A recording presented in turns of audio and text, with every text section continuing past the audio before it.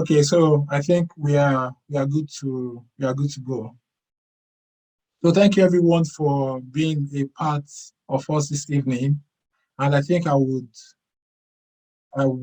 begin with Tunde. So we cannot discuss the future of African literature without having to take a walk back, without taking a walk back down memory lane. Sunday, as someone who writes mainly about historical fiction and considering your wide experience, published novels, novellas, done stage plays, and even written works that have been adapted into movies, how do you think our history can help us to shape the future of African literature? Because we cannot talk about the future of African literature in isolation without delving back into the history. So how do you think, taking the walk back down the memory lane, how can our history help us to shape the future? Sunday, over to you.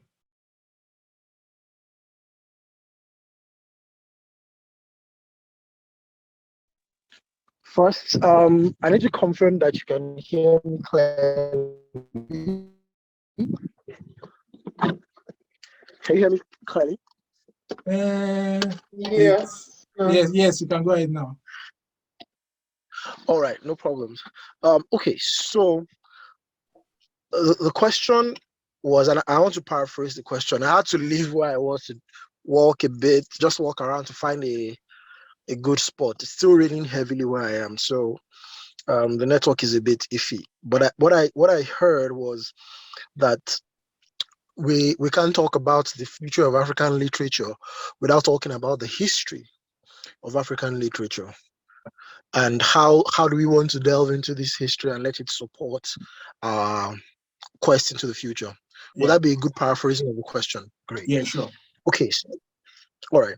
So I like to look at African literature sort of like in waves, that they've come out in waves. And this is coming, if I discount the things that happened pre-colonial. So there was literature before the colonialists came, and I always like to point that out. So if you go to the north, for example, you had the Kano Chronicles.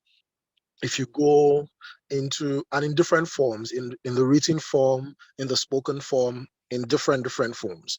But if I delve into what I will call the modern history of African writing, I like to look at it sort of in waves, where you had people come in very early on in the 30s and 40s, people like Amos Tutuola and the likes, who wrote not fully in English, in Pidgin English, and essentially told African stories in what was acceptable at the time. Now, from this time, what you had was, we produced brilliant writers, but our brilliant writers would require the West, so Western publishers, Western distribution, to be able to bring out their books. That generation will give way to generation of what I call the greats, so the Chinua Achebes of this world, the Wole Soyinkas of this world, who essentially prove to everyone that African writers can write in English and write African stories, but that will tell world relevant stories. However, I think post them Soyinka and Achebe, there was a kickback where there was a movement to write in African languages by people like Ngungi Wangtoy and the likes. And so there was a movement of writing in African languages and all of that kind of stuff. But what you find constant, and then you move from those guys to others. Of course, you had the people that were not men, so that we don't make it look like it was only men that were writing. There were women like Buchi Emecheta. There were women like um, what's her name, Flora Nwapa, and those kinds of people, and they wrote very very well as well. But what you found as a constant was that African writing always needed to be to plug into the structure outside the African continent if it was going to do well. And we still have that problem up until today, where there's not been a lot of structure built on the African continent. So the goal or what amplifies African writing, and the best of our writers always have to find their way out. So this is the past of African writing. Brilliant writers who have had to make their way without a domestic structure. That's really the top line story of African writers, African literature. Brilliant writers, brilliant poets, brilliant performers, brilliant visual artists, just all of that. But the ultimate way they find expression is plugging into a structure that is not on the African continent.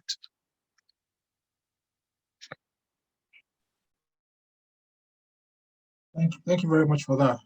So I will go to Ijeoma, then Tayo can chip in something. So Ijeoma, you have spotlighted many leading African writers on your literary platform, the Bagos NG. What would you say is the common denominator in terms of the challenges facing the African writer?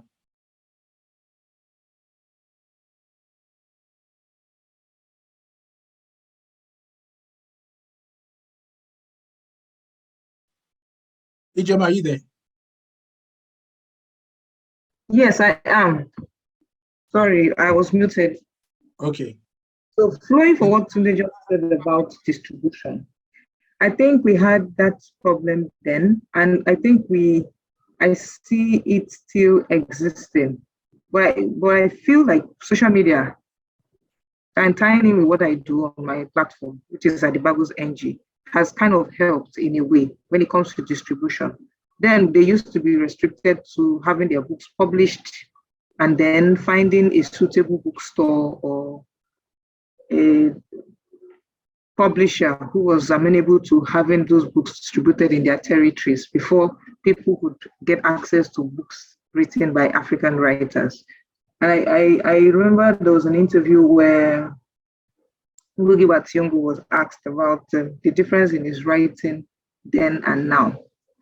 That because the interviewer wanted to find out if his son, being a professor of African writing in a foreign university, has kind of helped make his work a little bit more popular to the point where publishers are able to help him distribute his work. And he said, well, while that there is that part to be considered, he knows that he had difficulties even getting these same people who were running around trying to get his children to come and teach in the universities to even look at him twice, because for some reason, oh, this person is African. So what does he have to offer us when it comes to his work that we cannot get from maybe a writer, an African writer or an African writer of that descent that might be resident in that territory, say in the US or the UK. So distribution is a common denominator. And what I try to do with my own platform is I may not be able to distribute your books, right? But I do my little bit to make people aware that this person is putting out work, suitable work. Because social media has come in a way to help mitigate some of these challenges. Is it still there? Is it like a teething problem that would not go away now, but maybe in the future? Yes. But social media has been very helpful in helping to reduce that common denominator of distribution then and now. Thank you very much. Tayo, do you want to comment? Yeah, I'll just ask Ijeoma. So how do you think Africa's publishing sector impacts the future of African literature? Thankfully, there are now more literary platforms and online magazines such as Bagos promoting African writers. However, in the long run, do you think there's room for locally published writers to not only be read by an international audience, but also be a force to reckon with?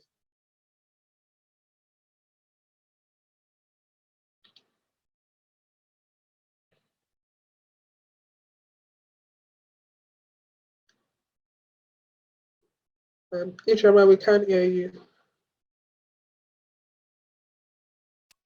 I said, if I understand your question correctly, We're asking if local publishers can become globally recognized. If locally published writers, Yes, can become do you think global. there's an opportunity for them to be read by an international audience without being published, by an international publisher? Yes. Okay. There are so many publishers that are putting out work that I see in foreign bookstores these days. The other day because I sleep on social media most times to get some of my content. And I remember the first time I saw a Masobe book, and it was exciting because I was thinking, okay, Masobe just started not too long ago. They're not up to 5 years. How is it possible that Masobe has published this book? It is yet to be pre-ordered and a foreign store has it. So I had to take a screenshot of it and I sent it to the publisher, who happens to be a friend of mine. And he said, oh, that there had been talks before now, for like months before the bookstore agreed to sell those books. So I'm thinking, okay, fine. Yes, there's an in-way, because he said that he sent an email to them and the conversations were had. So it's one answer to that question. The second way I could look at it is, before, it used to be that, okay, as an author, you had to travel out, published a couple of articles on noted websites like the New Yorker.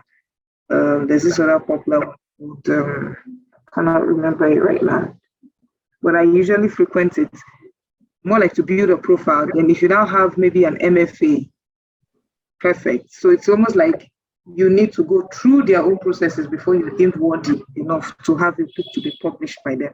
But now you have books published, like Romeo's book was on the long list of Nigerian Prize for Literature. It was published by a Nigerian publisher, even though he's based in Canada. There's so many books that are published down here that are winning prize abroad. And I think it started in 2016. They started breaking down mold that you do not have to necessarily travel for people would get to as an author of notes, even though you are published by a domestic publisher.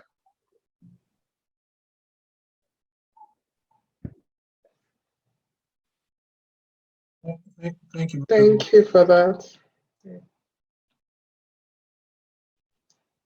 Yeah, so I will, in terms of Ibrahim, I'm coming to you now then.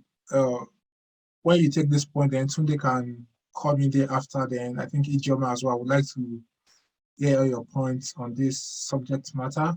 So we saw the recent social media storm around Trish Hopkins for appropriating the struggles of the Sorosoke and young Nigerians to herself with homegrown collaborators. My questions are two-pronged. Where does the West draw the line in benefiting from the struggles of Africans and African talents? Then the second would be, would Trish Hopkins have had the audacity without homegrown collaborators? Ibrahim, are you there? Yeah, I'm with you. Okay, so for the first prong of that question, Trish Hopkins and the Sorosoke Brouhaha. I feel like first of all, the reason why there was an uproar in the first place is because of the level of awareness that is now abound. Because it is not out of place for you to go into libraries looking for books on African history, African literature, and then you see that most of the writers you find there are foreign writers. I think it was actually so normal that it was not until recently that we started to have conversations along that line. So Trish Hopkins must have thought, and our publishers must have thought that this was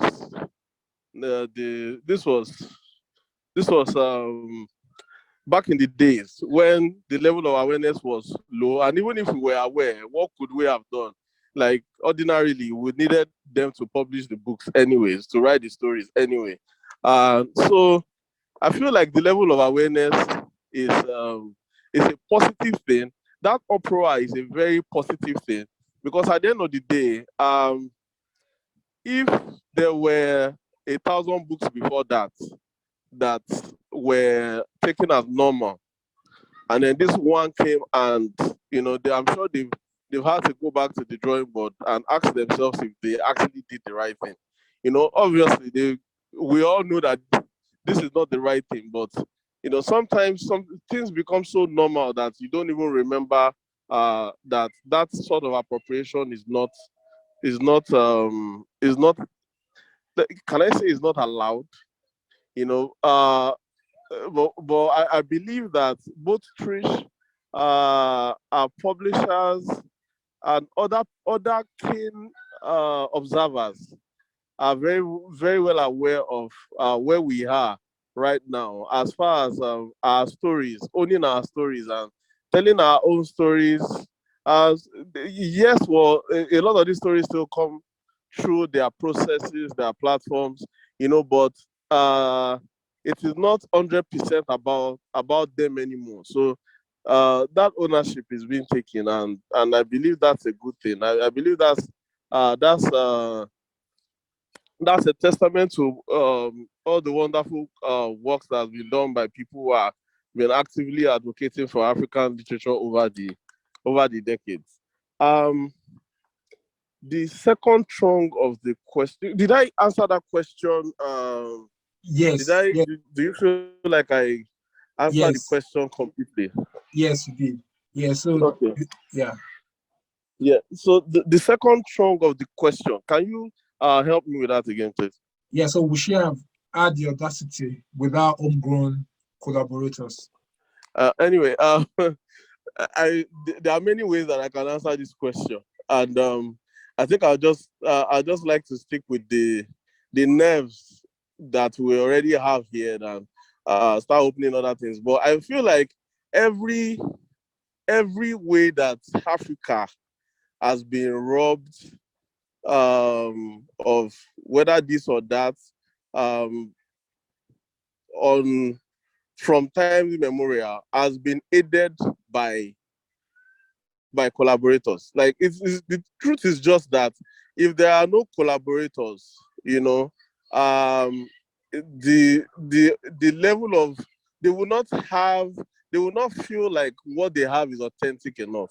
So obviously there would be collaborators, and I would she have had the audacity?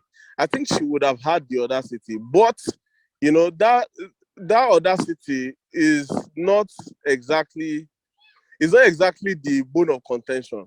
She would have had the audacity to do it if she didn't have collaborators. But collaborators are always available, from the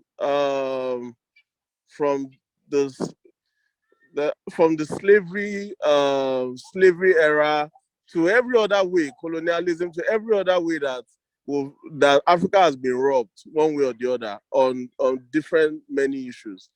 There's always been collaborators, and I feel like my answer to the first question, the level of awareness that we have now, I feel like that's where we need to start from, because uh, when things are done in the dark, I say the dark because when there's no awareness, anybody can get away with anything.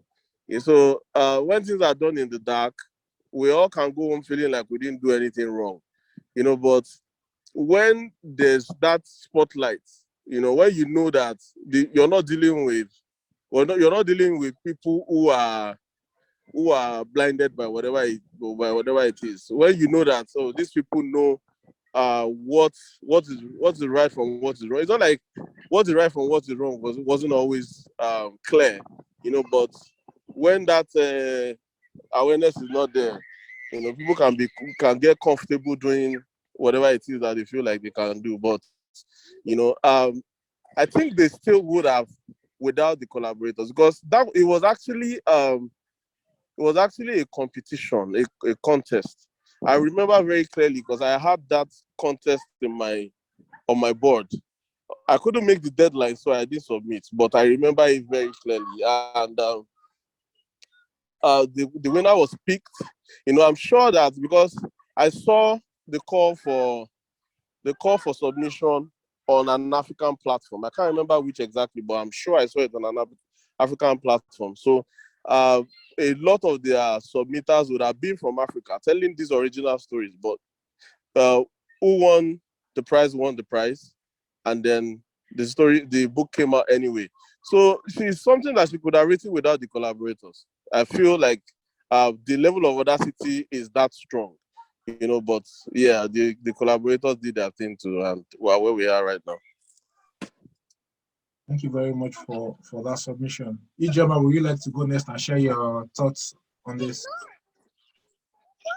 Okay, so I'm going to play the devil's advocate with this and go back to being a lawyer and answering this question. One thing I always tell people is, even before I started the Bagos NG, before I even thought about registering it or creating platform on social media, Tolu, I went to trademark that name. So I trademarked Bagos Mutendi, I trademarked the Bagos NG. I trademarked it in any way possible, Bagos NG. It doesn't mean that there are other people not, but at least when you say you want to decide to use that name tomorrow, nobody can come for you. But I think that we've had this problem with just when it comes to trademark copyright protection of our work. So even our languages, I don't know whether because our languages are so vast, how many words can you trademark? How many phrases can you trademark? But I thought that the minute it became sort of very trendy to use that word, especially when the NSAS movement started, I think in August, before that unfortunate incident on the 20th of October, I would think somebody would have been smart enough to trademark that. But when you check, because I had to go and do a check, I found out that the publishing house had gone ahead to trademark this. So yes, there was a backlash and everybody was shouting and all that. But at the end of the day, I understood what they did. Legally, you cannot hold them accountable. Legally. Morally, yeah, this phrase has been there. People have been using it for 2 years. Why are you deciding to write a story you cannot relate to? Number one, you're not Nigerian. Number one. Number two, you are, or rather, you're an European author. And this is one of the continents, who has been instrumental to taking away most of our treasures, not just languages now. So you just feel like, how many more things do you want to take from a country that, I don't want to say we don't have anything, but it's almost like every other day, there's always one white person in the news taking something. So from the legal perspective, yes, they own that phrase. And that's why she's confident enough to do that. How will she be able to get that book out? It wouldn't have been done just like that. They will have had possibly a Nigerian author or even a Nigerian publisher advise them. We don't know who this person is because with the whole backlash, everyone is trying to just save their face, right? But there's no way she would have been able to pull that off without someone who is a collaborator. Secondly, would she have had the audacity to do it on her own? Still tying into my first answer. No. It's almost like when we wanted to shoot the movie, Chimamanda's book. Purple Hibis, the movie. Half of a Yellow Sun. Yes, Half of a Yellow Sun, and the news. There is no way they would have been able to shoot that movie without her input, because at the end of the day, copyright to that book, which is her book, belongs to her. Was she contacted on writing the screenplay? But at least she would have known from the beginning that this is what you want to do with my work. Even if I don't get to write the screenplay, I can advise. So sometimes when some of these things happen, they are confident and they are audacious to do those kind of things because someone is aware, someone is cashing out of this situation, believe it or not. And someone has sold, because she will have contacted a lawyer, yes, in this case, to say, okay, this phrase in question, has it been trademarked? Oh, the person has done a search in the trademark registry and found out that it wasn't trademarked. And then they quickly swooped in, maybe even advised or instructed a lawyer to do it. He does it, gets paid. The next person is a publisher. Oh, how popular is this phrase? This is what I want to do. This is what I'm planning to put into this book. That publisher or that author or even a literary platform owner like me could have been advising this woman to say, okay, this is what you take out.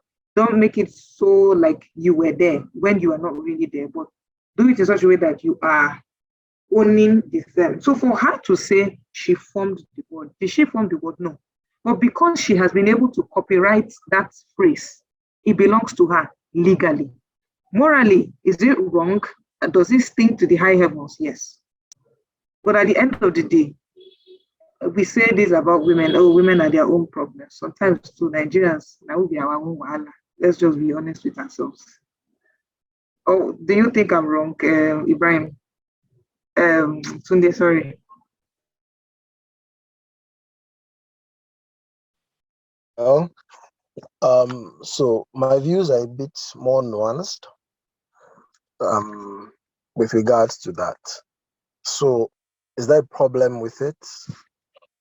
In terms of the content, and you've hit on it, she centered herself, she made herself the source of the phrase, and made it like something that was that emerged from a generation was actually ideated by her. On that, I have a problem. But I'm one of those that feels that the stories generally, save for a few defining stories, can be told by anyone. And I don't think there is anything as defining, for example, as this Biafran War, the Civil War. But we've had those stories told from the perspective of the people of Biafra. We've had perspective from Nigerians. We've had foreigners also tell that story without centering themselves and making it their own story. And each of those versions of the stories are useful and valid. So saying that, for example, because somebody is not from the culture that events happen from, they cannot tell the story. It just sounds a bit, I don't know, it doesn't sit 100% with me. I do agree that there are some times when you support the people that own the story to tell it first. But I think that nothing stops somebody. The issue is the centering of herself and the making of herself the source of the thing, of the name. That's sort of the big issue I have with it. If she had told that story objectively, look, because we also need to ask ourselves some hard questions.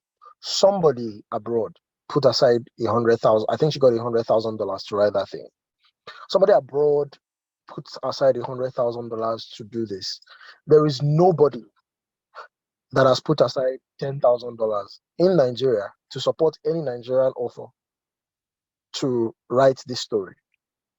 I can bet you that there are many people that if they got $10,000, they will write a much better story than whatever she has written.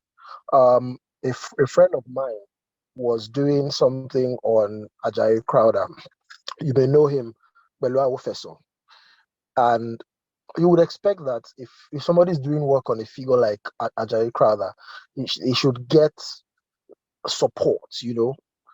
A creative should get support. I don't see that somebody abroad in the UK or in the US is doing.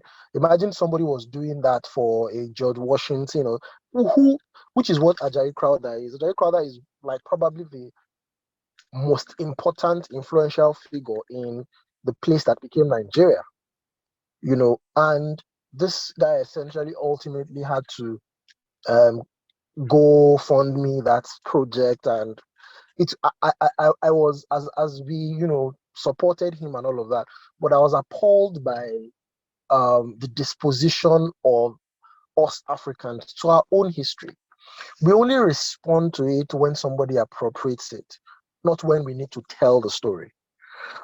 Another more recent example, I've seen people rise up and say this story, this Dahomey Amazon story that Viola Davis and Lupita have told, they are not telling the history properly. They are not. They are mangling the language. They're not doing, and all sorts of criticisms. And like I say, very valid criticisms. They didn't tell the stories properly. They mangled language. We was kings type of thing. But the question we need to ask, that story has been there forever. Before this version by Lupita and Viola Davis, the version that everybody had was told by a Frenchman. Why has no African been able to tell that story? Why have we not funded Africans to tell those stories? These are more deep questions that I think we need to ask beyond reacting to a white person doing what white people do, which is cultural appropriation. That needs to be spoken to, but we need to speak to ourselves and talk to ourselves as well. That's sort of my view on this. Thank you very much for that point. Omotayo, what do you think? Anything to add? What's your own thoughts on this? Well, I think what Tunde has said is very valid. And a more recent example will be Tunde Kalani's movie on the musician. And for example, I never knew that story until I watched the movie. I didn't know how Apala began or any of that. And if, for example, he had not told it and then someone else had told it, so I guess it's almost like who tells it first in a way, And well, it's also right that, African writers are not supported enough. Even with movies, the budget is much smaller. So maybe we just need to look more into ways that our stories can be told. And it's not just by word of mouth. There also needs to be financial support as well. Thank you for that, because I feel like for some of us African writers as well in the diaspora, it might come to a time whereby if you're in the diaspora and even though you're a Nigerian writer or an African writer and you're telling a story, people might feel like, well, you're not even in Nigeria now. You get where I'm coming from? Like Exactly. you're not in the mess, so you might be feeling somehow like, oh boy, if I go and tell the story, of this mob will not come for this some say during NSAS, when you go in Nigeria, why are you talking about NSAS? You get where I'm coming from? So at times you can we also in the diaspora, you might come to a time where there's a kind of a mob mentality and you tell a particular story, people might actually come for you and feel like, oh, you are there enjoying the good life and you're telling our stories back home. What's the need for you? Or are you just telling the story to make money out of our pain, even though you are Nigerian, but it might come to a time you will not be Nigerian enough. So that's my own submission. So Tyler, go next. So my next question is for Tunde. Do you think there is an expectation for African writers to write from a certain perspective? Are we expected to objectify the continent's poverty? Is our content guided by unspoken rules without us even realizing? Do we need to write a certain way in order to be marketable to an international audience? That one, the answer is very evident. The short answer is yes. There is all of that, where you have to write about the continent in a certain way. You're expected to. In fact, subtle nudges are given to you to write in a certain way. And the funny thing is, in literature, you're expected to objectify the continent's poverty. In film, it's the reverse. You're expected to objectify the continent's opulence. So you'll see that the films that travel are usually films that show the wealthy sides of the continent. Films that are done by Africans in Africa, I mean. So it's an interesting. So a lot of times, the books that are successful don't translate very well to film in Africa because what is expected from the books is not what is expected from the film. And again, this is a problem it's a two-pronged problem. I don't want to say that white people abroad are lazy, but they can be, because for them, Africa is a small market. So what they usually will do is they find what I call the trustworthy African. Usually a writer or a publisher or somebody that is their go-to person in Africa. And then everything that comes from that area is funneled through those few people. You find this in fiction, you find this in journalism, you find this everywhere. And those people then optimize for the kind of writing that they like. And unfortunately, it looks like the incentive has been to objectify African poverty, or more recently, migration stories where I've moved abroad and I'm trying to settle into the culture and all of the culture shocks. Those are usually what I call African in a new environment stories. Those are the things that seem to be. But I think that in spite of that, we're seeing some rays of light. My book doesn't objectify poverty and it has traveled very well. What's his name? Chiemeka Garrick's book, A Broken People's Playlist, is a very solid book that has traveled very far as well. And it didn't objectify poverty. It was a very diverse book. So I think there are those rays of light, but generally speaking, there's still that overarching expectation of African literature to conform to certain themes. And so, sorry, today, just to I want just to ask you, do you think, for those who objectify say the bad side of Africa, the poverty, the corruption, and the ills plaguing Africa, would you say would they be doing would you say what they are doing is actually not right, or what would be your view about that? My usual answer to this is a lot of people, the first time they ever travel to America and they see poverty in America, they're always shocked because they many times they've never really seen poverty portrayed to that degree in American films. So people assume that America is the way. So I would argue that some of it is deliberate to feed into a stereotype. I would also argue that some of it is just what they see as marketable. I remember when somebody was discussing about adapting Afonja before I decided to do it myself for film, and they insisted, no, that story doesn't really have a white. That is the first book. Interestingly, the second book has white people in it, but the book one didn't really have any white person in it. And the guy was like, if you are going to adapt this film and book, and it's going to travel far, we have to manufacture some white people in it. And I said no, right? I said no, because it will be shoehorning them into the story. So we have all of that, and that is a reality that we can't run away from. But like I said, I think there's some emergence of light, and hopefully that light continues.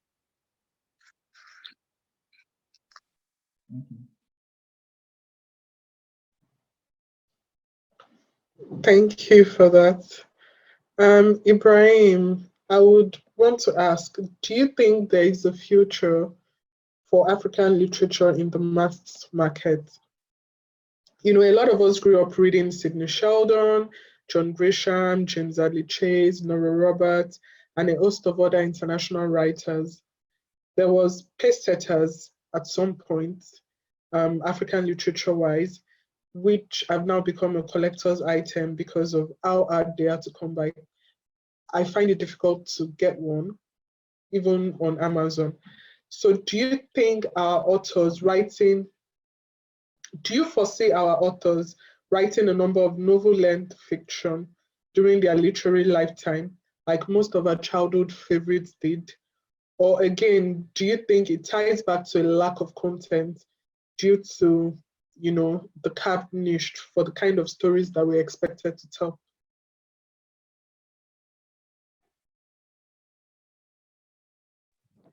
Okay. I feel like there's been a growth trajectory that suggests that um that is going to happen. But it's more about when the question you asked Tunde and the answer he gave, a lot of this is based on the fact that even the question from the misappropriation of African content, I think it all boils down to the fact that we do not have the structures of our own. Well, it's not like we don't have them now. Like before, we didn't have them at all. But we don't have enough. And this is the reason why, if I'm going to tell the story, and the story doesn't have white people in it, for example, I could be asked to manufacture one or two. If um, a Nigerian, say a Nigerian movie maker who has the budget, who is on the same level as these foreign guys, is going to adapt a movie like Afonja, I'm not sure that thought will ever cross that person's mind. So I feel like it all just boils down to the fact that we don't have sufficient structures, and that's I don't think it is because of lack of effort from creatives. I think it's just generally um, as a result of misplaced priorities, um, from the kind of leadership that we have generally in Africa. Because Hollywood is a self-sustaining industry, but it did not become self-sustaining on its own, all by itself. The same for the publishing industry over there.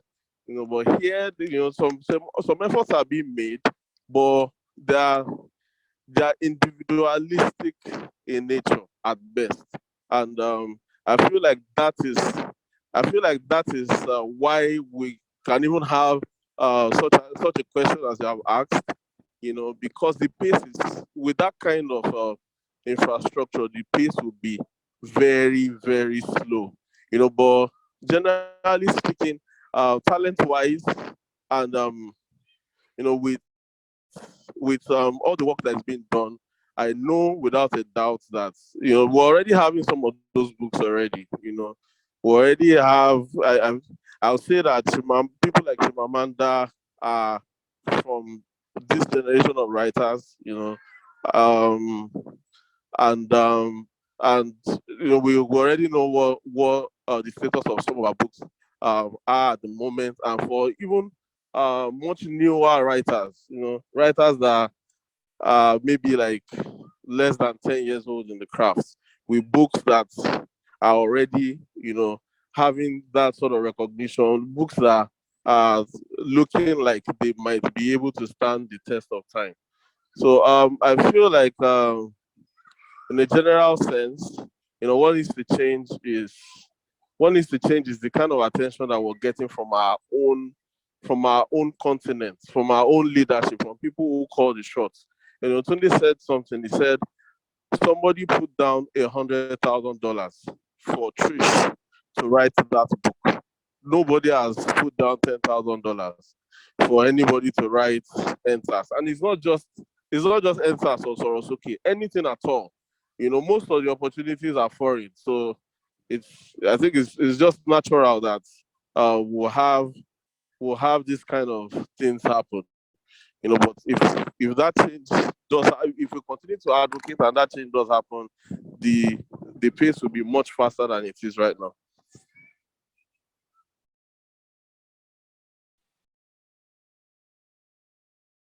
Thank you very much for that point. So for me, the next question I would like to ask is, what is the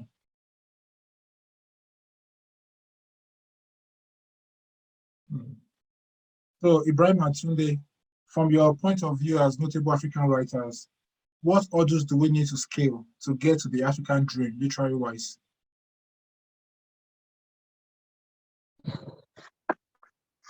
Okay, because I might drop off soon, let me just quickly go first and share my Okay, thoughts all on right. that. Okay. Right. So let me try and my generation of writers came just after Chimamanda's, right?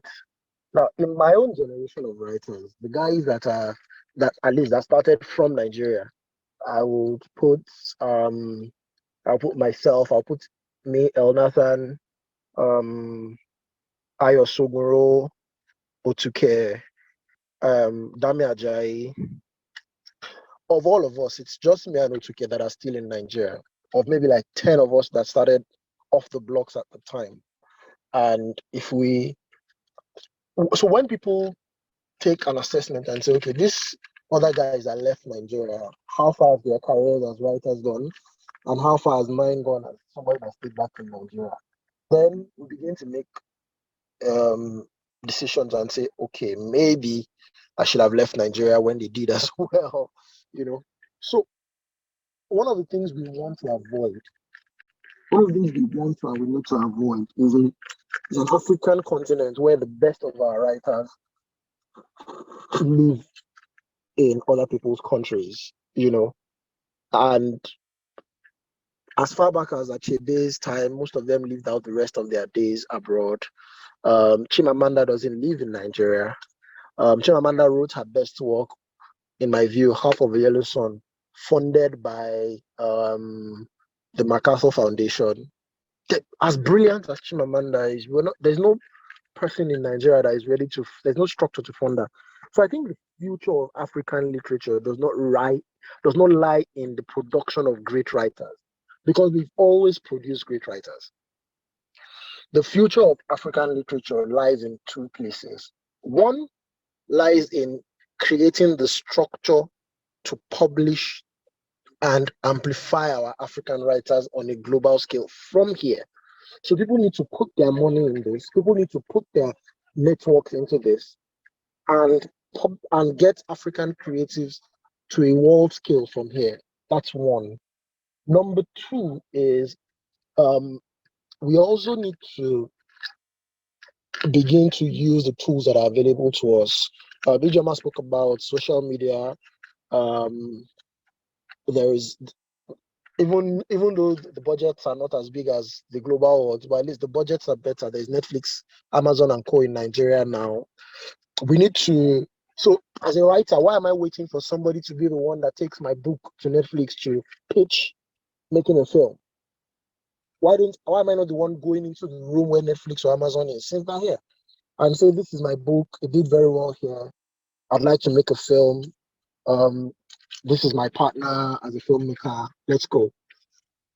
We need to think beyond, because the form of the story that travels the most is always the visual one. So even when we take our work and we write it and we create all of that, we definitely need to find the visual.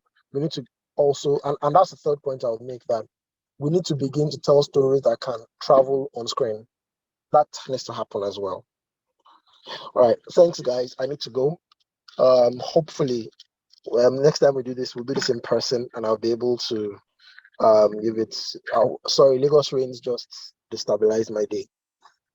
It's all right. Thank you so much, Tunde, for being part of this, and we appreciate having you. Thanks a lot. Ibrahim, you want to go next?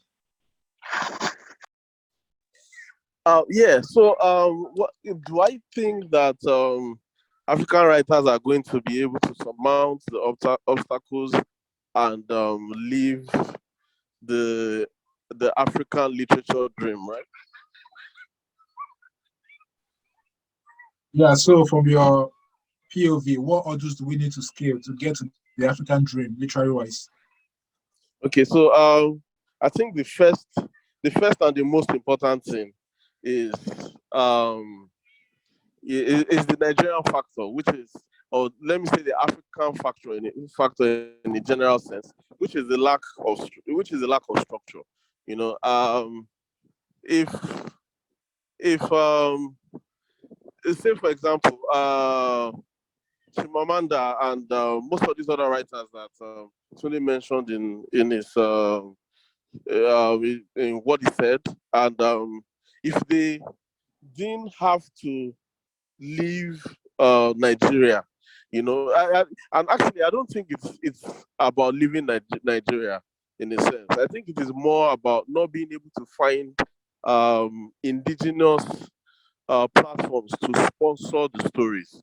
So if they didn't um, if they didn't have to depend so much, on the foreign sponsors for a lot of these stories, if there's something it does for people who are aspiring to be authors as well, who are coming behind them. I would I don't know the individual stories, but I'll say that from that generation of writers, the El Nathans, Dami Ajayi and co that Femi mentioned, who all traveled abroad. When you are going into an industry, when you decide, okay, this is what I want to do, obviously you look at the other people who have been in that industry, how they are fed, and what you feel might be the best lines to toe. And I don't, like I said, I don't know what the stories are, but it is not too out of place to imagine that it is situations like that of Chimamanda and the other guys who left to become great, that actually inspired them to also do the same. And if you look around, that it's already happening to the generation of writers that are coming after, even after that. It's much like if you want to be great, if you want to be a writer, you want to do well, you need to leave Nigeria. Personally, I'm not in Nigeria at the moment, and even though I won't say that it's because of writing that I left Nigeria. It's also influenced my decision.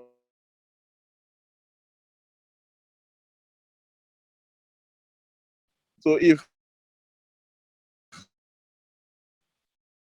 these were available back home, and I know I'm writing a story about Obatala, I'm writing this, and it's like it is. I don't have to go out there and try to bend the story to a narrative that is not exactly true, just to fit what will be accepted over there. Before I can get the story out. Why would I? Even if I have to, even if I don't live in Nigeria, I would. If I have a Nigerian project to do, I would always go back to Nigeria, knowing that I'll get the best deal for the creative work that I'm trying to put out. So I feel like that is where we need to start from. And this is not so much about, because there are one or two things that are going on that have actually really improved the situation from what it used to be. I have a manuscript that I've just finished, and most of the people I've submitted it to are Nigerian authors, Nigerian publishers. And I imagine, while there definitely were Nigerian publishers around, I imagine there weren't that many, say 10 years ago, 15 years ago, 20 years ago. So I feel like the structure needs to be better, and in a collective sense, the creatives are doing what they can, but most people need to put their money where their mouth is. We need to look at it as something of an emergency, something of uh of something of like, yeah, it's something of I can't find the word, but we need to look at it as something of Yeah, that and stems out of patriotism, SOS.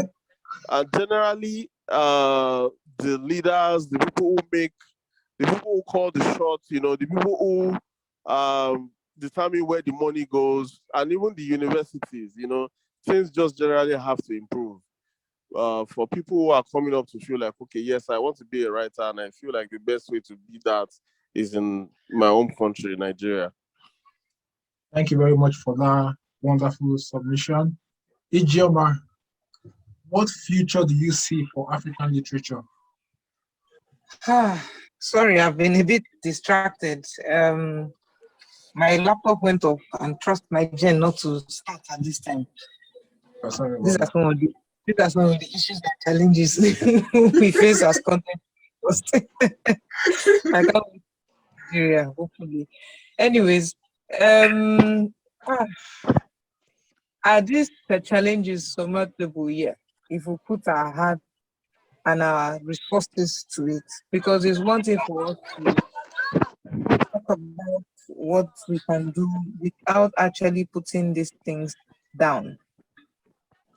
I used to be a fan of, oh, people are not talking so much about African literature. People are not talking so much about African literature until I started my platform.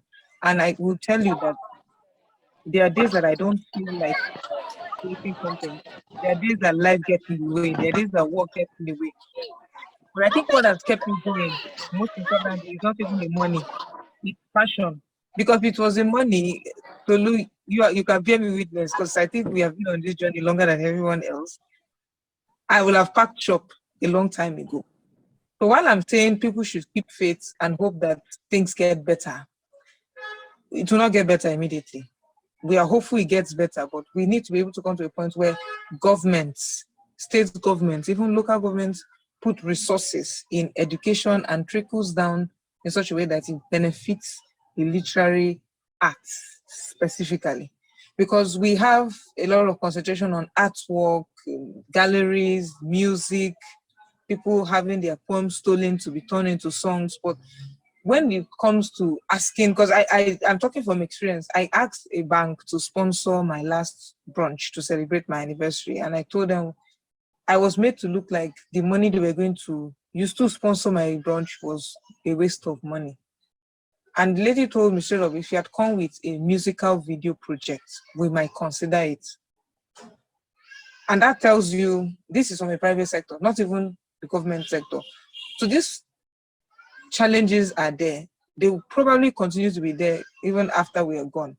But we have to make out time. We have to make out purpose in our hearts to say, okay, what can we do in our little spaces to make sure that some of these challenges, especially when it comes to publicizing these books itself, are out of the way. And that is what I try to do with my platform, the Bibles NG. But for some of the things that Ibrahim has said,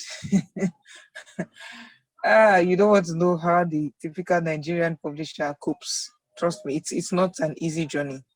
And that's why I think I understand a bit why it looks as if they don't produce a lot of books every year. I can imagine. If you are lucky, you can get 4 books from a publisher. And then when you have a publisher who is churning out a lot of books, I heard something recently that made me laugh. And that must be every time that they publish 6 books. Let's say that they use drug money. And I'm like, have you thought about the fact that this publisher could actually be using his money? Like, it's okay, it's us to make sure that these works get out there for you and I to see it enough to buy it and enjoy this work. Why are you thinking that way? So there's always that problem, especially when it comes to Nigerian publishers that I've seen. Oh, this person is publishing too much. Somebody is sponsoring him. Why not have that mindset that, okay, you're happy that there's actually a sponsor, but it might not necessarily be someone who wants to have their money laundered. This person would actually have taken a loan from a bank to make sure this business runs. Because at the end of the day, while we love the arts, while we want books to get out there, this is a business, a profit and loss. And at the end, when you want a bank to actually sponsor this venture, you need to be able to show them metrics to show, okay, this is your return on investment after a year, after 2 years. And I'm sure Tolu understands it very well. They know, they appreciate the fact that you love arts, but how much are we getting from this dole that we are going to give to you at the end of the day? Will these challenges disappear overnight? No, but finally, we need to be able to say on our own, what can we do to make sure that these challenges get to a point where it is negligible from our own place? Why not waiting for the government or the private sector to intervene?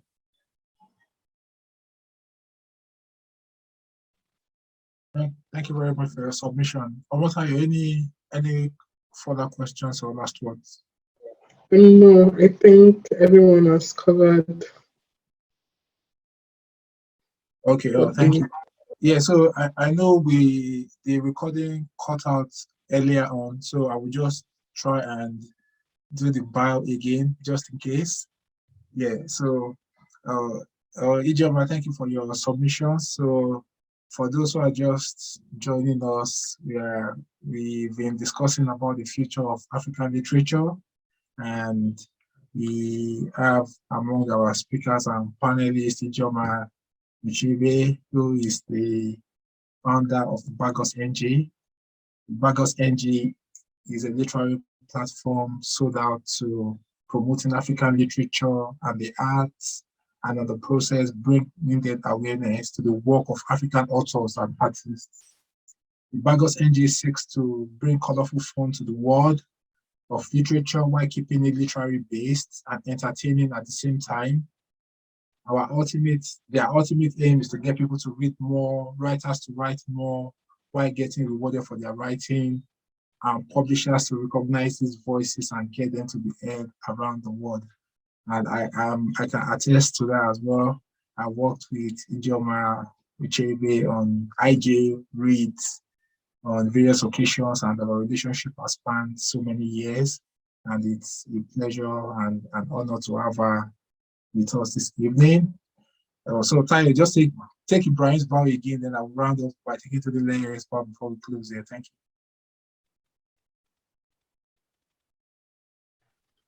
Ibrahim is a UK-based writer and editor from Nigeria.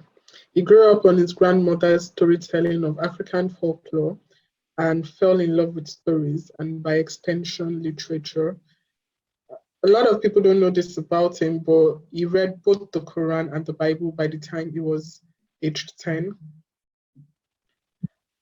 He has taken a number of writing courses in international universities. He was selected for the January 2021 Tampad Press Writing Workshop, as well as the Perfecting Your Manuscript Workshop by Mabasi's Legacy Literary Center. His work has appeared in several respectable platforms such as Type House Literary Magazine, Ake Review, Agbowo Magazine, Black Muslim Reads Anthology, and Sub-Saharan Magazine, amongst many others.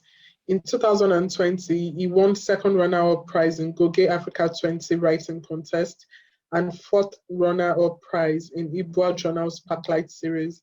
His unpublished collection of short stories, Dear Descendants, was a finalist at the Moon City Fiction Prize, also making the long list of Zang Diverse Voices Prize 2020. In the ongoing 2022 Commonwealth Short Story Prize, he made it as far as the long list and has also been nominated for the Pushcart Prize as well as the Best of the Net. He writes from Newcastle upon Tyne, UK, and his work explores the human experience from an African perspective. Thank you very much for that. And we also had Tunde Leye with us. And Tunde has written and produced novels, novellas, a stage play, and 2 movies. His works have been an inspiration to many within the African literary space.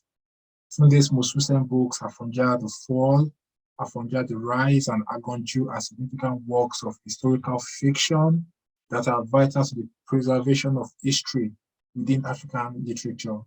His books have been reviewed to critical acclaim in the Lagos Review NG, Griot Notes, Daily Trust, Literary Everything, and on other literary platforms. Tunde's expertise as an authority in African history is widely sought after by other creatives in writing, literary festivals, and documentary making. We've been honored today to have Tunde as a panelist and speaker at our event today, The Future of African Literature, where he has used his vast knowledge of African literature and history to benefit our teaming audience. So I want to say thank you to all of our speakers and panelists and moderators as well for a fantastic, this is the first of our series anyway, so thank you so much for, we know we had challenges with the network and the Lagos rain as well. Well, thank you so much for making this, and for everyone who has turned up as well, for making this first of many to come with phenomenal success. Thank you so much. Now you give us your words. Yeah, I would like to thank our panelists as well. It has been really insightful speaking with you. Thank you for sharing your wealth of knowledge. I would like to also thank all attendees, participants. Thank you so much for joining. Like Tolu said, this is our very first meeting since the arts organization started. So it's actually an honor for you to join us today. Thank you for supporting us. We hope to see you in many more